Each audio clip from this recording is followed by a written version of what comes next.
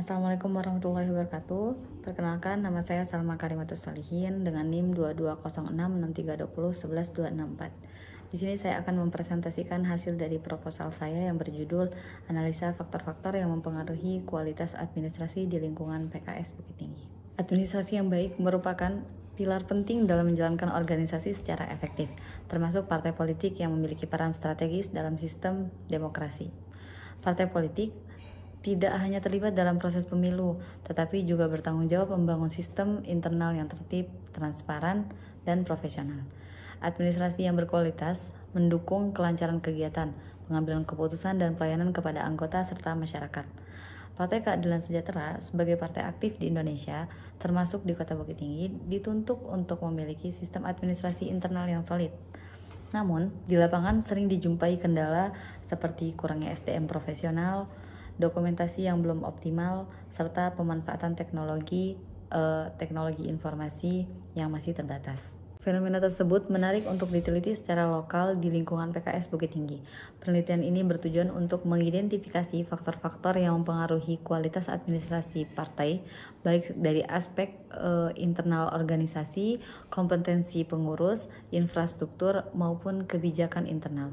Hasil penelitian diharapkan memberikan gambaran menyeluruh mengenai kondisi administrasi di PKS Bukit Tinggi dan menjadi bahan masukan untuk perbaikan ke depan.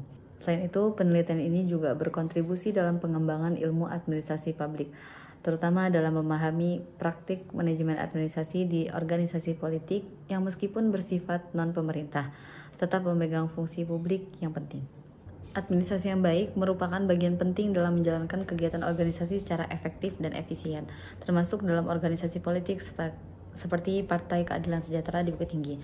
Namun, dalam praktiknya masih ditemukan berbagai kendala seperti keterlambatan penyusunan dokumen, kurang tertibnya arsip, serta tidak konsistennya pelaporan kegiatan. Hal ini menimbulkan pertanyaan mengenai faktor-faktor apa saja yang mempengaruhi kualitas administrasi di lingkungan partai tersebut. Apakah hal itu disebabkan oleh sumber daya manusia, penggunaan teknologi, sistem kerja, atau faktor lainnya? Adapun rumusan masalahnya, yang pertama, apa saja faktor yang mempengaruhi kualitas administrasi di PKS Bukit Tinggi? Yang kedua, sejauh mana kontribusi SDM, sistem kerja, dan teknologi terhadap kualitas administrasi? Yang ketiga, faktor apa yang paling dominan dalam mempengaruhi kualitas administrasi? Adapun tujuan dari penelitian ini, yang pertama, mengidentifikasi faktor-faktor yang mempengaruhi kualitas administrasi. Yang kedua, menganalisis kontribusi SDM, sistem kerja, dan teknologi. Yang ketiga, menentukan faktor-faktor yang paling dominan mempengaruhi kualitas administrasi. Penelitian ini menggunakan metode deskriptif kualitatif, yaitu penelitian yang bertujuan untuk menggambarkan secara mendalam kondisi dan proses administrasi di lingkungan PKS Bukit Tinggi. Jenis ini dipilih karena fokus penelitian pada pemahaman makna, proses, dan situasi yang nyata, bukan pada angka atau statistik. Pendekatan yang digunakan adalah naturalistik, yaitu pendekatan yang mengamati fenomena sebagaimana adanya di lapangan, tanpa intervensi atau manipulasi variabel.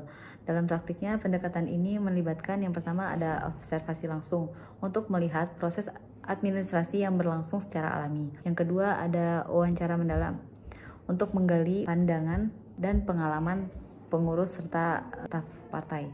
Yang ketiga ada studi dokumentasi untuk melengkapi data dengan bukti-bukti tertulis yang ada.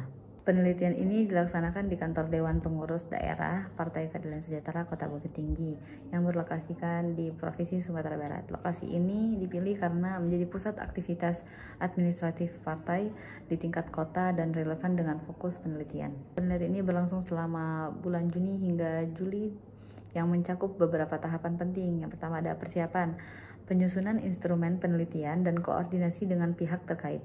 Yang kedua, pengumpulan data, meliputi wawancara, observasi langsung, dan studi dokumentasi di lapangan. Yang ketiga, analisis data, proses mengolah dan menarik kesimpulan dari data yang telah dikumpulkan. Dalam penelitian ini, data dikumpulkan menggunakan 3 teknik utama. Yang pertama, ada wawancara mendalam. Peneliti melakukan wawancara langsung dengan pengurus partai dan staf administrasi untuk menggali informasi secara lebih detail. Wawancara ini bertujuan untuk memahami pandangan mereka mengenai pelaksanaan administrasi partai, hambatan yang dihadapi, serta upaya perbaikan yang dilakukan.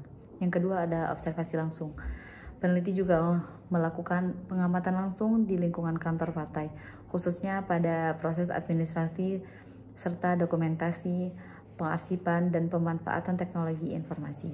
Observasi ini penting untuk mengetahui kondisi aktual dan membandingkannya dengan hasil wawancara. Yang ketiga ada studi dokumentasi. Teknik ini digunakan untuk menelusuri dokumen-dokumen internal partai seperti surat menyurat, laporan kegiatan, dan arsip administrasi lainnya.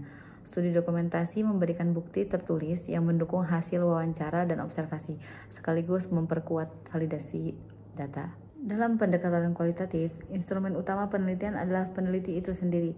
Peneliti berperan aktif dalam menentukan fokus, mengumpulkan data, menganalisis temuan, dan menyimpulkan hasil penelitian.